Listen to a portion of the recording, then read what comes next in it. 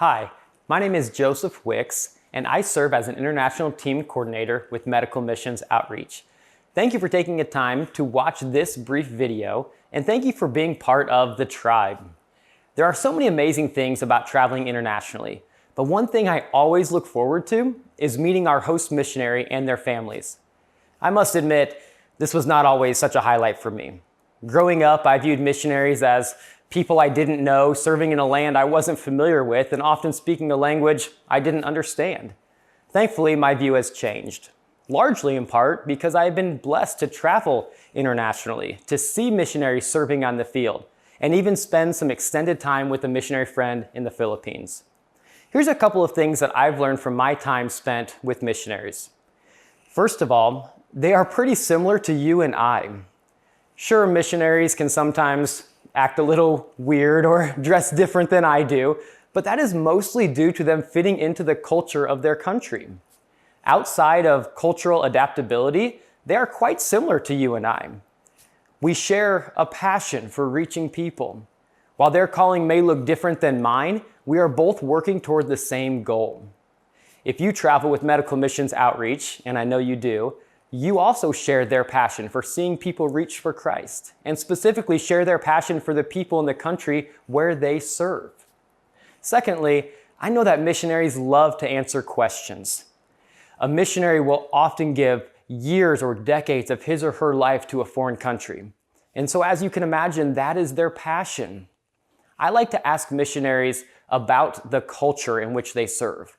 Asking them what is the biggest differences or similarities about the culture from there to the United States. I like to also ask them about their church.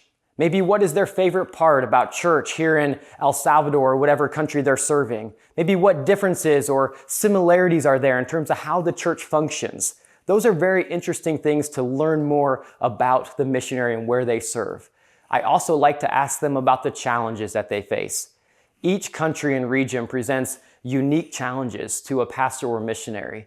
And by learning about these challenges, it will help you and I relate and understand them better. I also love to ask them just about their family. Maybe ask them where they are from, especially if they're one who grew up here in the United States, just understanding that background about them, asking them about their testimony. When did they get saved? How did they know their calling was to be a missionary? Thirdly, I know about missionaries is that they need encouragement. One thing is true, that serving in a foreign country can be lonely.